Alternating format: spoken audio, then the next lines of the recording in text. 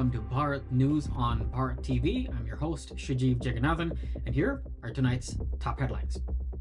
In breaking news, the shocking killing of UnitedHealthcare CEO Brian Thompson has sent tremors through the corporate world. Meanwhile, in local news, President-elect Donald Trump seeks to dismiss the Georgia election interference case, while his opposition to Nippon Steel's U.S. acquisition reignites debates on economic sovereignty. Elon Musk and Vivek Ramaswamy outlined their ambitious DOGE reform plans to Congress, and the Supreme Court takes up a landmark transgender rights case.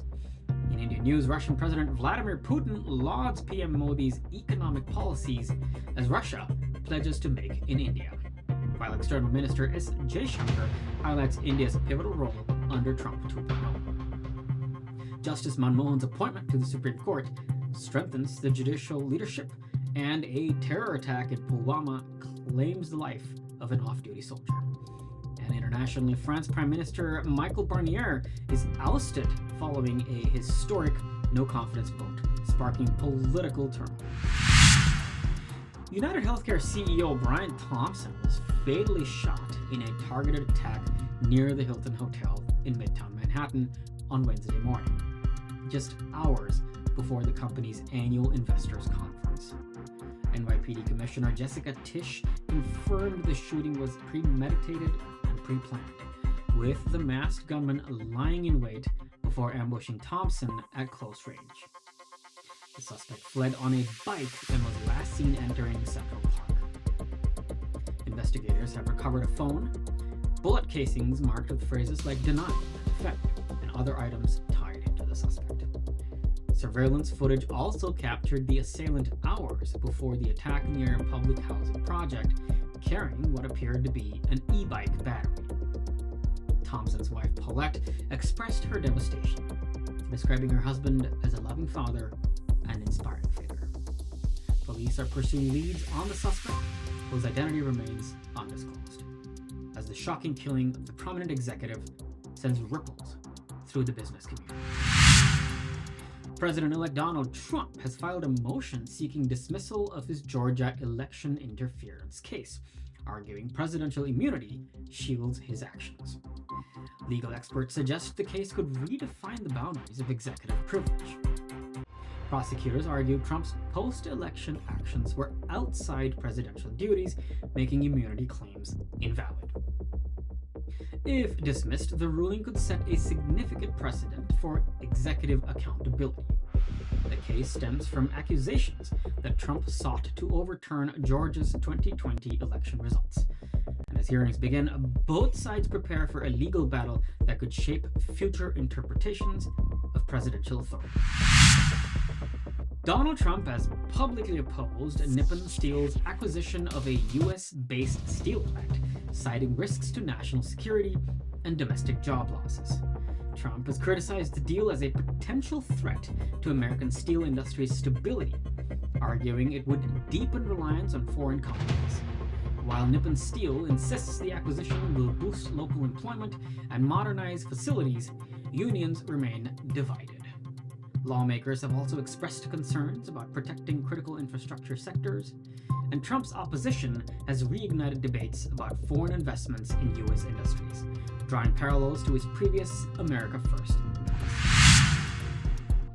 Elon Musk and Vivek Ramaswamy appeared before Congress to unveil their Department of Government Efficiency proposals aimed at reducing federal spending by $2 trillion and slashing the workforce by 75%. They advocated for eliminating entire agencies like the Consumer Financial Protection Bureau to address government inefficiencies. While some lawmakers supported the initiative, critics warned it could disrupt essential services and alienate civil servants. Historical attempts at similar reforms have faced resistance and achieved limited success. DOGE's proposals underscore the challenge of balancing efficiency with maintaining effective governance. The Supreme Court has agreed to hear a pivotal case that could redefine transgender rights nationwide.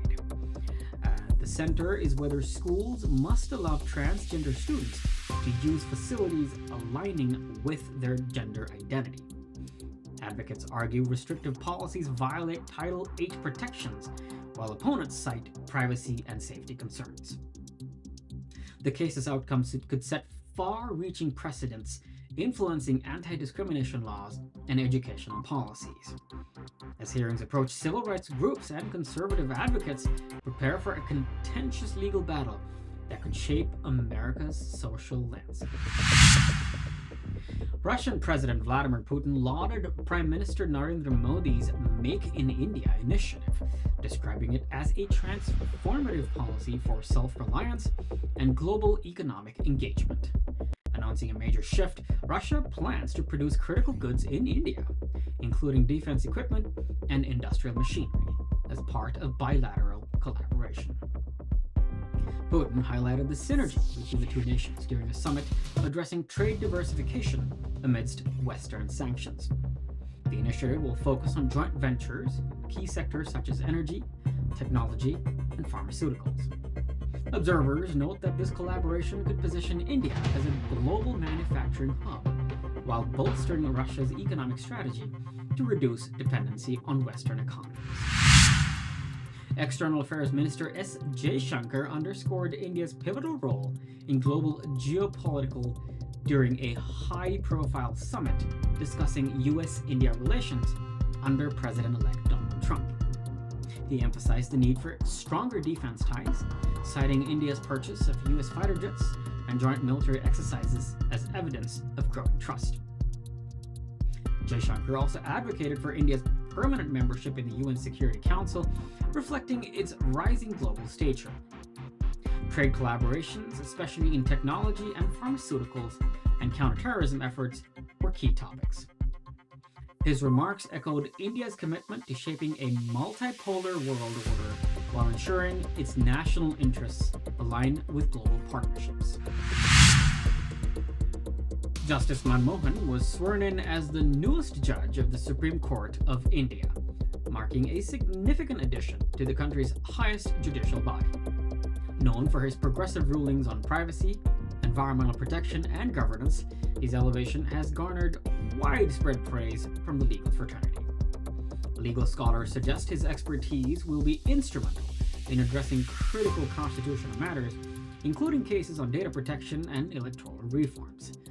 This appointment also comes as the judiciary grapples with a backlog of cases, and Manmohan's track record of efficiency is seen as a positive step towards expediting justice.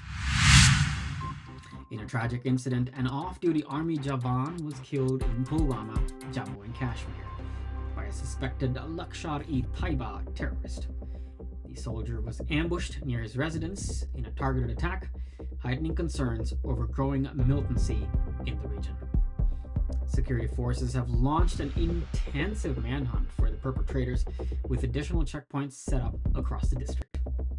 Officials have condemned the act, terming it an attempt to destabilize peace in the valley.